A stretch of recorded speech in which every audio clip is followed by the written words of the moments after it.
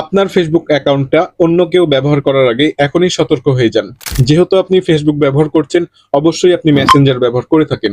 আপনার অনেক friends, followers বা কাছের বন্ধু হয়তো মেসেঞ্জারে অনেক কিছু পাঠিয়ে থাকে, হতে পারে ভিডিও অথবা ফটো। কেউ কেউ ইচ্ছাকৃতভাবে বা ফিশিং করে আপনাকে কিন্তু সেই ফটো বা ভিডিওর সাথে লিঙ্ক কিন্তু অ্যাড করে দেয়। ওই সমস্ত লিঙ্কে আপনি যদি ট্যাপ করেন, সেই ক্ষেত্রে আপনার ফেসবুকের যেগুলো ডাটা সমস্ত কিছু কিন্তু তার কাছে চলে যাবে।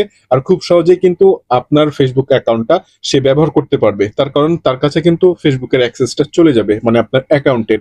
সো আপনার মেসেঞ্জারে এমন একটা সেটিংস আছে, আপনি যদি সেটা বন্ধ করে রাখতে পারেন, তাহলে কোনো ফ্রেন্ড, ফলোয়ার, এমনকি হ্যাকার চক্ররাও আপনার ফেসবুক অ্যাকাউন্টটি আপনার কাছ থেকে আর নিতে পারবে না।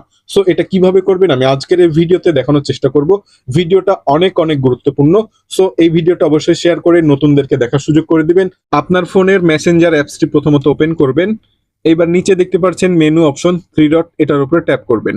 এখন আপনাকে যে কাজটি করতে হবে, সেটিং যে অপশনটি, এটা ওপেন করে নেবেন। একটু নিচের দিকে স্ক্রল করবেন, এখানে লেখা আছে দেখতে পাচ্ছেন ফটো অ্যান্ড মিডিয়া, এটার উপরে ট্যাপ করবেন।